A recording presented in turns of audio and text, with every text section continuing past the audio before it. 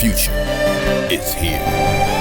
You now have the power to unlock the secrets of the hobby.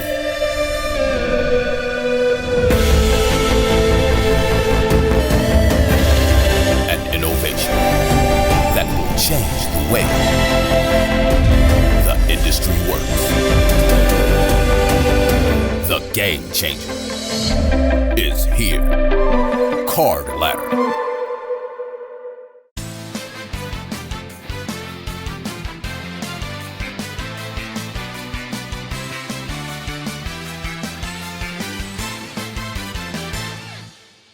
Hey everyone, this is Josh back with Cardboard Chronicles. Today I'm joined by Tyler, aka Tylersportsguy. As you probably know him on Instagram. How's it going, man? It's going. It's hot. Yeah, so let's just get right into it. Why don't you just tell us about yourself and your background in the hobby? Well, obviously my name is Tyler. I've been in this hobby. I'm 30 years old. I've been in this hobby pretty much all my life. My dad, who's going to be 61 this year, has been collecting since he was 10 years old. So I was basically just born into it, and throughout my whole life, my dad and I collected together. It's just a family thing that hopefully I can pass down to my kids. More so, I'm football than anything. I used to collect a wide variety of things, but I just decided to narrow it down to one sport, and so that's basically what I collect. I love the Hall of Fame stuff. I love the obscure stuff that you don't see every day. Basically, just buying cards that I couldn't afford when I was a kid. Basically, the late '90s to mid 2000s is what I believe to be the best. And so it's mainly just me buying cards from those roughly 10 years. And that's just what I love, so that's what I do.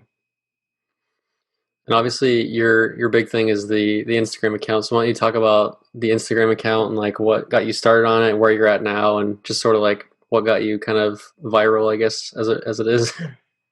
I mean, it kind of just happened by accident. Someone was telling me about it. I think that was 2017, because I was on Blowout for a while, and then I got banned for stupid reasons. Not going to get into that, but so I made an Instagram account actually at the 2017 National, and basically it just kind of went up from there.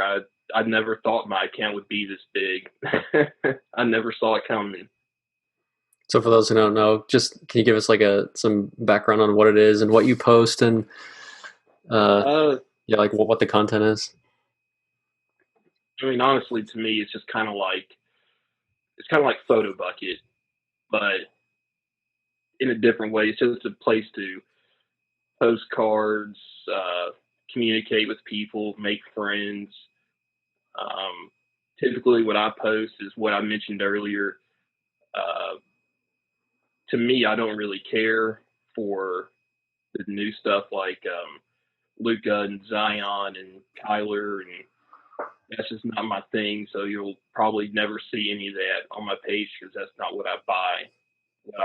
What I mainly post is stuff from when I was a kid, from the late '90s to the mid 2000s. That's pretty much 90% of what I buy. You're also you're the meme master. So like talk about the memes and like what inspires you on those and why you like to do that stuff. I mean, and I love memes. And so I just started posting just hobby memes one day, and people kept on responding to them and saying how they liked them and keep doing it. And so then I just kept on posting memes pretty much every day about what's going on in the hobby: scammers, flippers, people camping out at Walmart for Chronicles. Just it kind of just morphed into its own thing, and now I guess I'm the meme lord for the hobby, I guess. So Yeah, you kind of have like this role in the hobby right now. Can you talk about that? Like, you're sort of like I see it as like the balancer of the hobby, where like 90% of what we see is like, oh, look at this Luca that I just bought 6 months ago. Now I've tripled my money, and you are like outwardly criticizing that kind of stuff and like making fun of it. Can you talk about that? well, I mean, it's funny you say that because what you messaged me earlier about being a John Stewart of cards, that was hilarious. Um, I mean, like I said, for me, this is a hobby. It'll always be a hobby. It's a way for me to get away from the real world because I've been through a lot of stuff in my life, and it's just a way for me to have fun. And personally, I feel that there's the amount of collectors is dwindling fast, and it's basically just turned into a flip game and best game. And although I have no problem with new people coming into the hobby whatsoever, what I do have an issue with is the people that come in and don't treat it with any type of respect. I mean, they just come in, make their money, screw people over as fast as they can, and it's frustrating. So when I see that happen, obviously I'm going to talk about it, whether it be meme format, story posts, whatever. It's just gotten pretty bad, and it's only going to get worse, unfortunately. Do you get a lot of people? Do you get people messaging you kind of like on your side? Like, are you getting a lot of response of people like happy that you've taken up this mantle? Yeah, my DM inbox is absolutely ridiculous. I don't have time to go through all of it. I really don't. I'd say I probably have 1,000 messages in my inbox that I've not read because I've not had time. Whether it be people siding with me, trying to get into an argument, whatever it may be. But more so, I would say it's more people, I guess, on the collector side instead of the investor side. Doesn't that give you some hope that like we're still out there, kind of? It gives me some hope. It's just what I think is going on right now. I eventually think it will pass. It's just a matter of time. But there's hope. It's just hopefully trying to get the hobby back to what it's supposed to be, which is a hobby and not what it is right now. What sort of room is there for investing? Are you just like pure like no investing, or is there some sort of like balance? Like how do you see that playing out? What's like your dream scenario, I guess? I mean, if you want to invest in stuff, that's cool. For me, it's not my thing. I will never invest. I will never really flip, and I will never camp out at Walmart for Chronicles. But there's,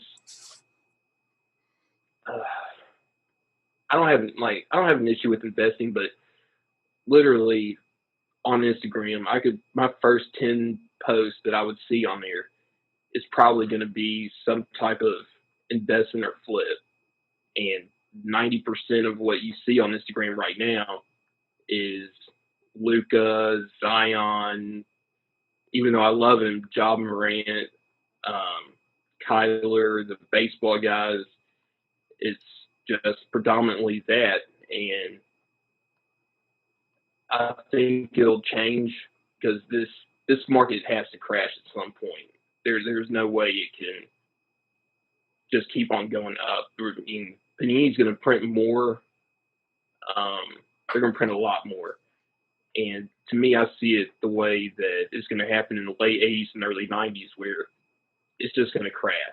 I mean, people paying $600 for a Pat Mahomes base card. I mean, there's no way that can keep up. There's 6,000. I fail to see anything. Those are like 8,000 now. there's the classic Tyler face. Isn't that, you always post that one where you're like doing like the Yeah, it's just the card was like $100 2 years ago. Now it's like 8,000. So I guess like what I was asking though, like with the investment is like, let's say that I guess I kind of consider myself like a investor slash collector where I'm looking for like rare cards that like you don't see very often, but in order to buy those kinds of items, like they're pretty expensive. So because of that, I kind of am forced to like think about it in duality. Like that's kind of what I was getting at. I mean, for that, I don't really have an issue with. I mean, you got to do what you got to do for that, but the people that what sort of looking for, They say they're investing, but they're actually just flipping. pretty much. And it all comes down again to the respect thing, because a lot of these people, and don't get me wrong, I have a lot of friends that are investors and flippers, but there's a bunch of them out there that just don't care. They treat this hobby with absolutely zero respect, and they treat the people in the hobby with absolutely zero respect. And that's the part that drives me the most insane.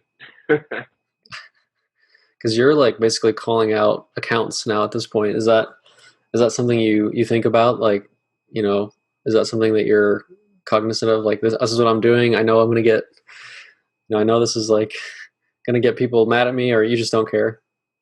I just don't care. I mean, I really just don't care. I mean, if I see somebody doing a negative thing, I'm gonna call them out on it, whether it be scamming, trimming, anything like that. If I see that, then I'm gonna call them out on it. And I'm not gonna call somebody out just for the sake of calling them out. That's not fair. But if you're doing something wrong, then yeah, I'm gonna call you out on it.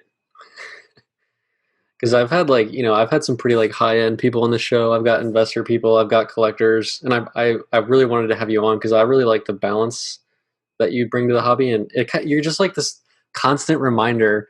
Someone gets excited about a card, and I'm like, man, what a great move! Like he bought this card, and it went up, and then I go to your account, and you're just like, you really humble me, and like, you know what I mean? Like, oh, dude. I just got to remind myself, it's not all about like in money and investing, and it's just like a really nice balance. You know what I mean? Yeah, like today, here's my Priest Holmes record breaker topsider that was like $10. I mean, that's the kind of stuff I like. Yeah, like I say, you'll never see Zion or Luca or Ja or anybody like that on my pages. That's not what I enjoy. What I enjoy is what I post every day. Yeah. Can you talk about that era of cards and just maybe like what it is you like about it? How rare some of that stuff is, like the Hall of Fame autograph football stuff. Maybe show some cards if you have them. The main thing I like about that was in the late 90s to the mid 2000s, you had Donruss, you had Upper Deck, you had Topps, you had Fleer, you had Pacific. I feel like I'm missing somebody, but all those car companies were jostling for the number one spot to be the car company. And so during that time, they all want to be number one, so they're all going to do their best to make great cards. To me, Donruss is the best. In reality, I'd probably say it's Upper Deck. But they all wanted to be the best, so in order to do that, they had to step up their game. They had to make just great cards. And that's what I love about it so much. There's so much stuff out there that people don't even realize is rare. I mean, there is an incredible amount of stuff that people have no idea it even exists because they're so focused on the new stuff, the natural treasures, flawless, all that stuff. Let's see. Like, dude, every time you post a card, I've never seen it before. Like, take for instance this card. These were redemptions back in 2001. They're out of 25, hand numbered. some of the redemptions didn't even get fulfilled. There's you can actually find redemptions of those cards on eBay right now that were never fulfilled. I don't know if all 25 are out there, but when I first saw that card, obviously I'm a Colts fan. I had to have it just because it's so rare. You're not going to see it every day like you're going to see a Prism base card. That's just not going to happen. And this card, this is a buyback from Topps Archives. It's from Jim Kelly's 1985 USFL card. I don't know if you can see it, but it's a buyback. And they're numbered out of 10. But you never see cards like that, ever. And that's the kind of stuff I enjoy more so than anything. I guess you can say I collect them. I collect Jim Thorpe. I think I have like 15 relics. I have an autograph. But you just don't see a lot of that stuff nowadays because a lot of it is locked up in collections like mine. I'm sure there's a lot of people out there like me that collect what I collect, and they have a lot of this. The hobby that you're in is underappreciated just because we don't even know it exists, right? If it wasn't for your account, we wouldn't even know a lot of these mid 2000s, late 90s football cards existed, right? And it was like after the junk wax, so it was like this awkward period between junk wax and then like modern overprinting, and it's just like a crazy era. Yeah, I get a lot of comments, a lot of DMs saying that they never knew this card even existed, and in a lot of cases, some are like, I'm gonna have to get me one of those, and then they'll eventually find one and they'll tag me in it and say, I would have never found this if it wasn't for his account, which that makes me happy to know that. So that's the type of stuff that you just don't see every day. I mean, you have to hunt for this stuff, and that's part of the fun of it. I bet your eBay save searches are really hilarious. Yep, it's a lot. It's a lot, but about 3 times a day I go through all my save searches. At night when I'm laying in bed about to go to sleep, my girlfriend, she's like, what are you doing? I'm like, calm down. I'm doing my nightly eBay searches that I have to do. And like that Terrell Owens booklet I posted, I think 3 days ago. I've been on the hunt for that for months. And it was all because I was laying in bed one night doing my nightly eBay searches, and there it was, and I binned it immediately. Yeah. Are you having to sell cards in order to fund some other things? Are you doing any type of selling, or are you just waiting for paychecks to pay for all this stuff? I mean, I don't sell a lot. There are some times where there's an emergency that comes up where I have to sell. We all have those issues. Like, for instance, a ferret surgery. I have 2 pet ferrets, and they've both had kidney stones. And so, obviously, I had to get that fixed immediately, so I had to sell cards to get it. But for the most part, I actually have money in stocks, and that helps pay for a lot of stuff.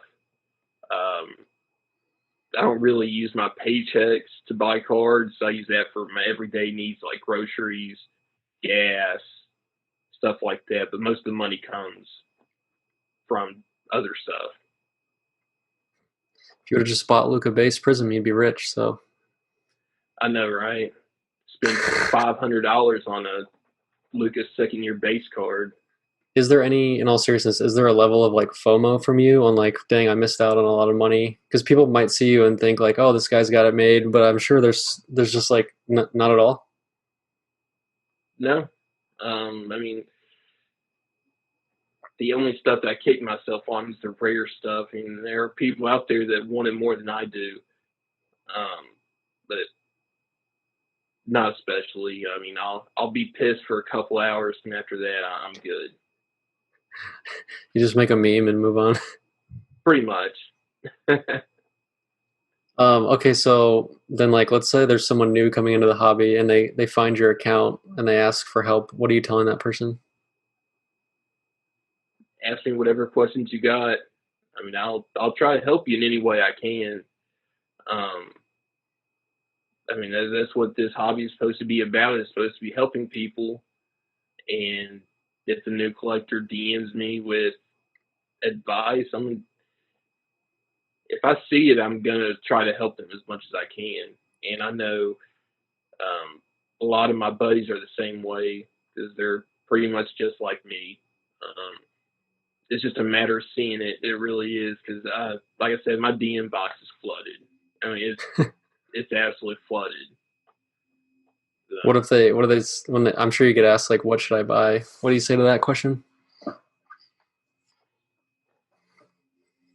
Nothing really. I mean, whatever you like.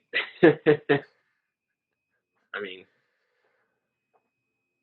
I don't really have advice when it comes to that. That's just not my. That's not my forte. It's just collecting. So I dubbed you the John Stewart of cards. React. I like it. That's the first time I've gotten that, so I appreciate it. That made me laugh when I saw that on my DMs. That was a good one. Yeah, because it's like John. His whole thing is like he's into it. Like he's into politics. He understands it, but he's there to like provide comedy for it and sort of like voice his displeasure through the comedy, right? Yeah, I mean that's a good way to describe it. I mean, memes are supposed to be funny and they're supposed to be relatable to a certain extent. So when you see somebody like buying followers or punching somebody over retail or whatever it may be, I mean, make a meme about it. It's supposed to be funny, and it's great when you click the insights on your story posts and they're shared over 200 times. It's a nice feeling, and like I said, I'd never thought my account would be this big. I was just going to use it for cards, and then it just kind of morphed into its own thing. So now I'm the meme guy. You have some competition with Lameme James. Have you seen his account? I've seen it. We'll talk about that. We'll mention that in the DMs. Okay. His stuff's pretty funny too. He posted a funny one today. Why don't you just end us off and just show us some cards, tell some stories. This is your floor to kind of give people more of a taste of what you collect. Well, I'll tell you this. I guess you can call it a story. So, like I said when I first came on, my dad's collected for 50 years. I'm at 30. One of the fondest memories I have with my dad was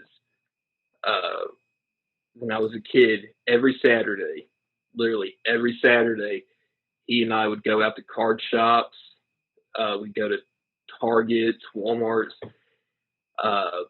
eat Pizza Hut, just have fun hanging out with each other every Saturday, just going and buying cards and opening up cards in the car. And I'd get so excited seeing a Peyton Manning base card.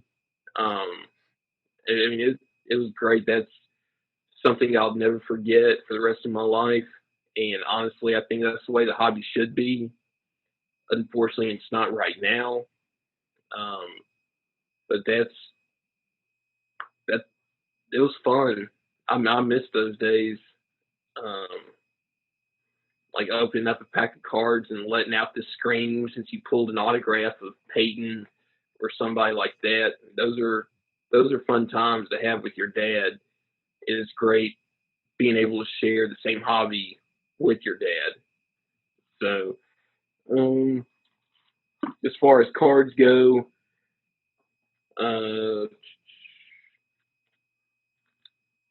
There's an Aaron Rodgers Exquisite. I wanted those. I wanted one when I was a kid so bad. Let's see.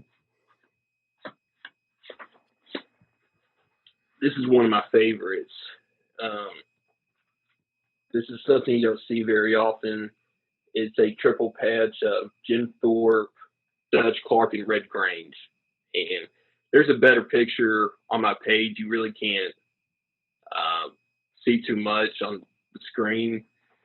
I'm a sucker for E-Tops autos.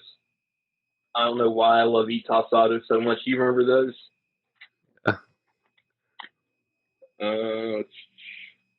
Old Exquisite, Ultimate. This was a beautiful Ultimate set. Brett Favre. I know I told you about this, is that I collect the Triple Manning autos. Let's see.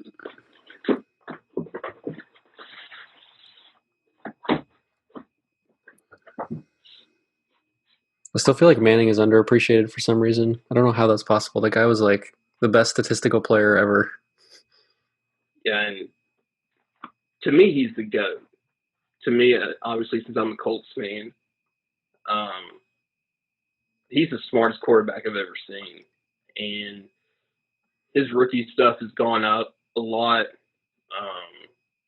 But, like, I mean, you can get a regular autograph for $100 to $150, which to me is a good deal. Let's see, there's one of the Triple Mannings.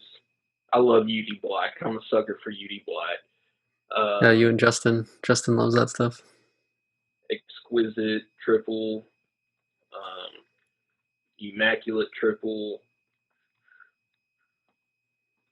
This is one of my favorites. 2004 Topps Draft Picks and Prospects. The Fleer Ultra one.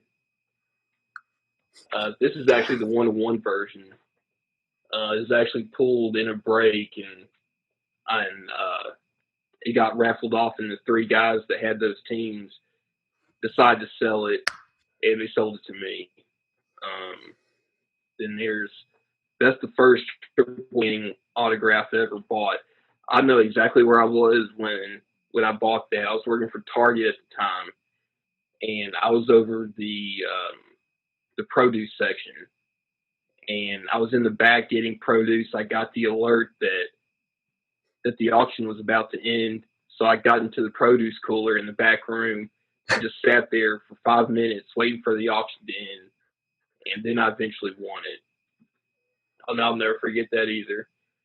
And then there's a National Treasures one. So, and then I texted her. I showed you a picture of the other one. Yeah. They'll hopefully be here next week, so that would make 5, 6. That either make my 9th or 10th one. I can't remember. So I'm excited.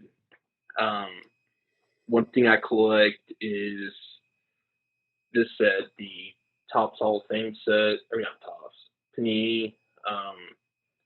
Every year they've been doing it since 2010, and every year when there's a new batch of Hall of Famers come out, they put them in packs. Mostly the national VIP packs. That's usually where they are. As of right now, the set's complete.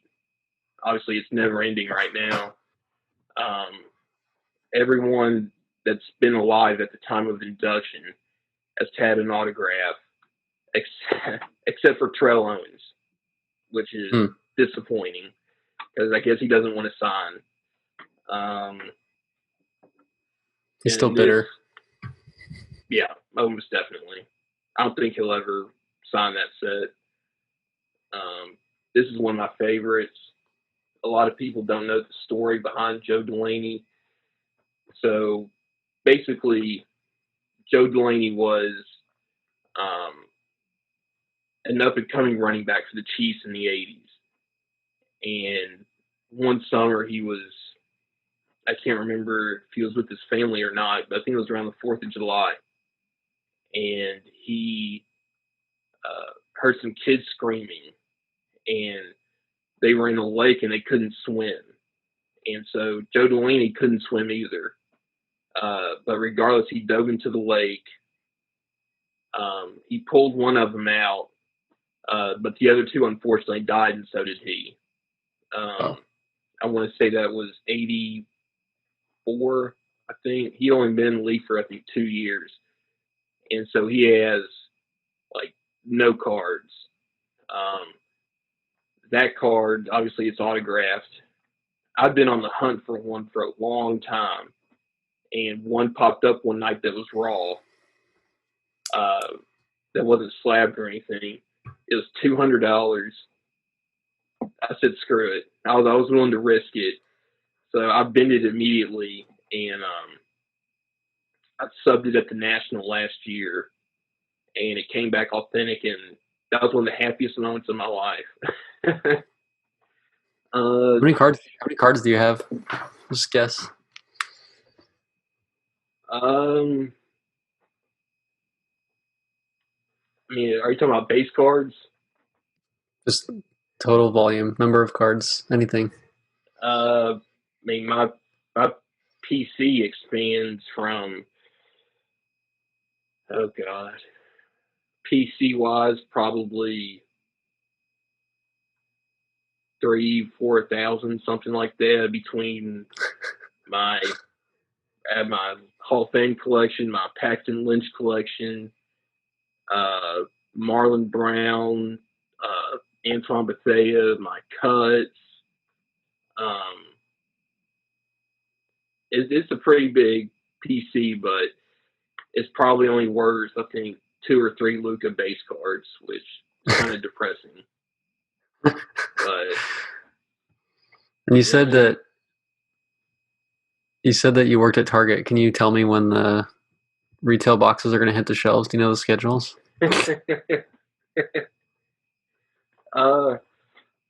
see. Our vendor he came twice a week, Monday and Friday. I mean, obviously, retail wasn't as big. I worked there from 2013 to 2017. But I mean, you can go there. If back then, no one cared about retail. I mean, and then over the last, I guess, since Luka cards became hot and Mahomes and everything else, you can't find retail anywhere. All right. Do you have any parting words of wisdom for the rest of the hobby? I mean, basically, to just have fun with it.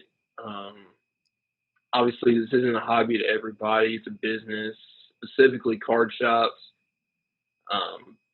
But to just have fun with it, it's not meant to be all serious and brooding and I hate this guy, I hate this guy. It's supposed to be fun. We're all in this hobby together. We're here for a reason. And just to have fun.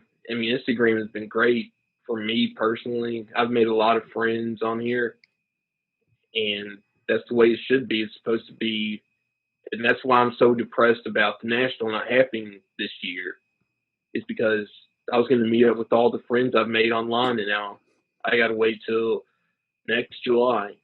And it's supposed to be about making friends and collecting cards, and that's what I love about it, and that's what I think it should be. But just have fun with it. Yeah.